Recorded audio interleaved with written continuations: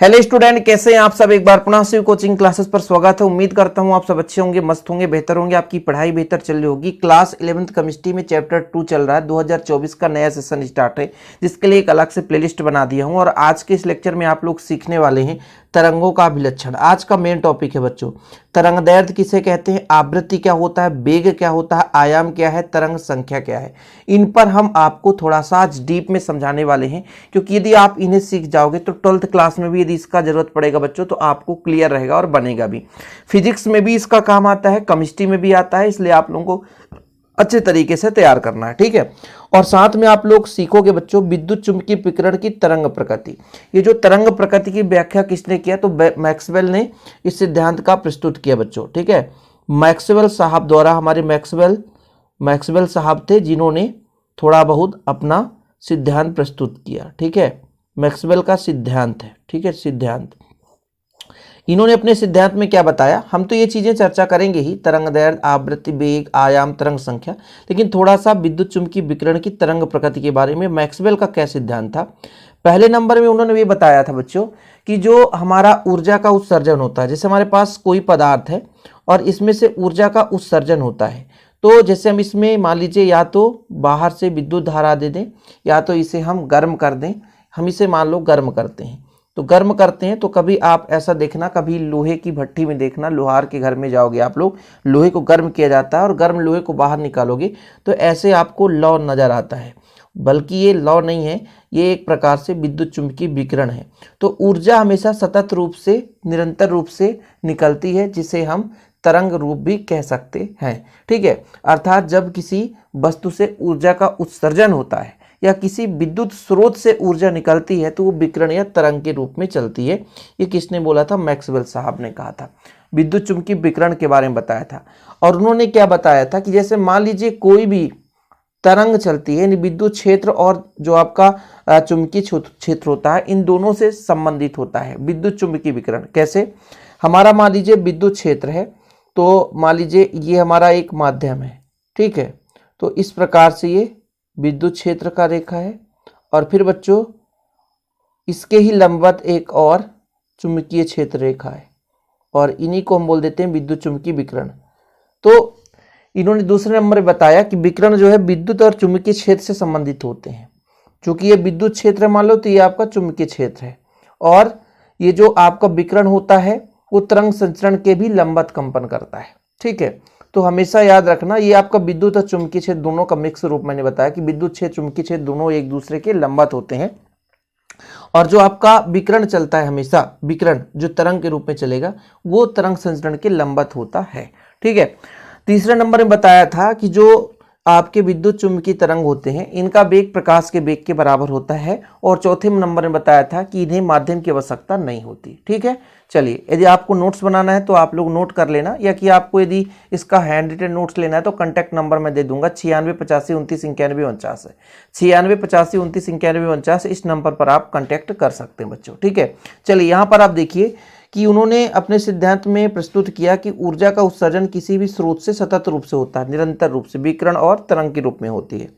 विकिरण विद्युत व चुंबकीय क्षेत्र से संबंधित होता है, क्योंकि विद्युत और चुंबकीय क्षेत्र एक दूसरे के परपेंडिकुलर होते हैं, है ना। और विकिरण संचरण की दिशा में भी लंबवत कंपन करती है, इन विकिरण को विद्युत चुंबकीय विकिरण अथवा तरंग कहते हैं। सभी विद्युत चुंबकीय तरंगे प्रकाश के वेग से गमन करती हैं। तरंगों के संचरण हेतु किसी माध्यम की आवश्यकता नहीं होती। ये विद्युत चुंबकीय विकिरण संबंधित मैक्सवेल का सिद्धांत था। मैक्सवेल ने अपने सिद्धांत में क्या प्रस्तुतिकरण किया। यदि क्वेश्चन बन जाएगा कि मैक्सवेल के तरंग प्रकृति का सिद्धांत समझाए, तो आप लोग बताओगे मैक्सवेल के सिद्धांत के अनुसार तरंग की निम्नलिखित गुण है। पहला नंबर है, ऊर्जा का उत्सर्जन किसी भी स्रोत से सतत रूप से तरंग के रूप में होती है। दूसरा नंबर था कि विकिरण विद्युत और चुंबकीय क्षेत्र संबंधित होता है। विद्युत चुंबकीय क्षेत्र एक दूसरे के लंबवत होते हैं और उसी प्रकार से जो आपका संचरण की दिशा उसके भी लंबवत होते हैं। इसलिए जो विकिरण है विद्युत और चुंबकीय क्षेत्र से संबंध रखने के कारण विद्युत चुंबकीय विकिरण हम कह सकते हैं। सभी विद्युत चुंबकीय तरंगे प्रकाश के वेग से गमन करते हैं। प्रकाश का वेग क्या होता है, 3×10⁸ मीटर पर सेकेंड। प्रकाश का वेग बच्चों 3×10⁸ मीटर पर सेकेंड। तरंगों के संचरण हेतु किसी माध्यम की आवश्यकता नहीं होती, ये चीज आपको नोट कर लेना है, ठीक है। अब बात करते हैं बच्चों मुख्य रूप से जो हमारा आज का टॉपिक था, जैसे हम तरंग दैर्ध्य की बात करते हैं। चूंकि आपको इतना तो क्लियर हो गया कि प्रकाश जो है या विकिरण जो है या तरंग है सरंग गर्त के रूप में आगे बढ़ते हैं, जैसे यहाँ पर मैं आपको समझाया हूँ। ठीक है, तो तरंग के रूप में कोई भी ऊर्जा उत्सर्जित होती है वो तरंग के रूप में चलती है, ये चीज क्लियर है आपका। तो मान लीजिए कोई तरंग कंपन करते हुए आगे की ओर, मान लीजिए ये आपके तरंग संचरण की दिशा है। ठीक है, संचरण की दिशा है। अब इसके लंबवत कोई कंपन करते हुए तरंग आगे की ओर बढ़ता है। ये आपका ऊपर वाला भाग सरंग है और नीचे वाला भाग गर्त है। ठीक है, किसी भी तरंग की अधिकतम ऊंचाई सरंग कहलाती है और अधिकतम गहराई ये गर्त कहलाती है। ठीक है बच्चों, ये आपका गर्त है। क्या है? गर्त है, और इसे बोला जाता है सरंग। क्या बोला जाता है? सरंग। जरूरी है ना जानना, नहीं तो फिर दिक्कत हो जाएगी। अब देखो, जैसे मैंने आपसे कहा कि भाई कोई भी आपका मतलब ऊर्जा स्रोत है, वहां से ऊर्जा निकलती है तो तरंग के रूप में आगे चलती है। ठीक है, ये तरंग के महत्वपूर्ण गुण है। ठीक है, यहाँ पर अभिलक्षण जिसे बोलेंगे। तो तरंग जो है कंपन करते हुए सरंग गर्त के रूप में चलती है। तो जैसे मान लीजिए यहाँ पर जो सरंग होगा जिसकी ऊंचाई उतनी ही ये भी होगी बच्चों, उतनी ही आगे की भी होगी, ऐसी समान होगी। अब जैसे मैं कहता हूं कि ये सरंग हो गया और ये सरंग हो गया, दो क्रमागत सरंग हो गए या कि दो क्रमागत गर्त हो गए। ठीक है, अब इन दोनों के बीच की दूरी ही तरंगदैर्घ्य कहलाती है। आप परिभाषा देंगे कि किसी भी तरंग के दो क्रमागत सरंगों, दो क्रमागत सरंग, ये दो क्रमागत सरंग है या दो क्रमागत गर्तों के बीच की दूरी तरंगदैर्घ्य कहलाती है। लेकिन ये भी ठीक है। दूसरा कंडीशन ये है कि एक बार कंपन करने में जितना दूरी तय कर लिया, मतलब एक बार कंपन किया तो यहां से यहां तक पहुंचा, तो ये दूरी कहलाया, वो आपका क्या कहलाता बच्चों? तरंगदैर्घ्य। एक बार कंपन करने में दो परिभाषाएं हैं ताकि आप लोगों को दिक्कत ना हो सके, जिसे हम लैम्बडा से दर्शाते हैं। तरंगदैर्घ्य को किससे दर्शाते हैं बच्चों? तरंगदैर्घ्य को किससे दर्शाते हैं? लैम्बडा से दर्शाते हैं।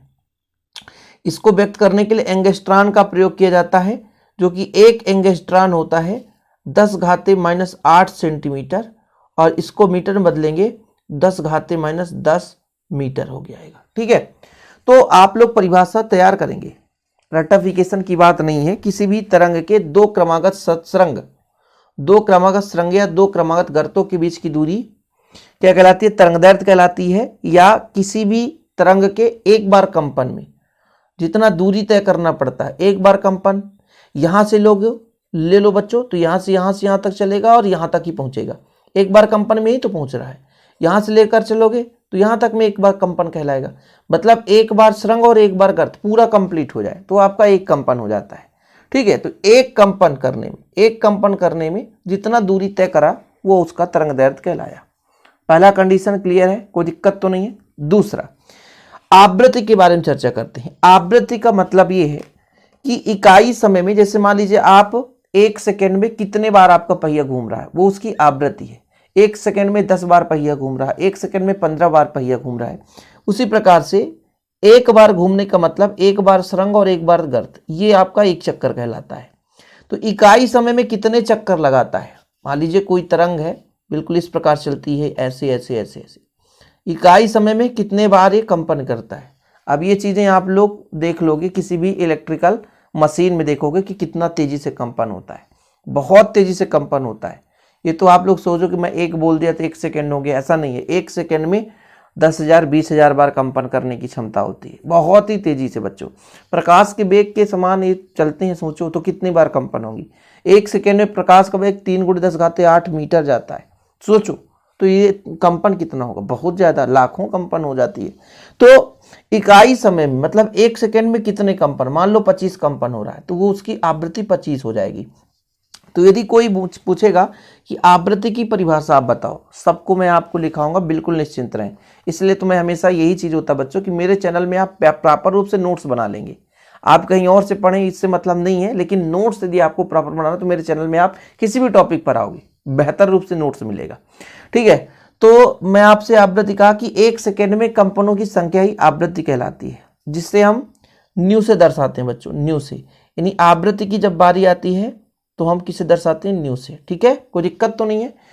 अब बच्चों तीसरे नंबर पे बात करते हैं वेग। वेग क्या है? एक सेकेंड में तय की गई दूरी, इकाई समय में तय की गई दूरी, वो वेग कहलाती है। इकाई समय में तय की गई दूरी वो वेग कहलाती है, याद रखिएगा। यदि एक निश्चित समय में, इकाई समय मतलब निश्चित समय में जो तय करता है उसे हम उसका क्या बोलते हैं? वेग कहते हैं। ठीक है, थोड़ा आगे चलते हैं बच्चों, अगले स्टेप की ओर ये सुरंग गर्त के रूप में आगे बढ़ रही है। आयाम क्या कहलाती है बच्चों? ये आयाम है। ये आयाम क्या है?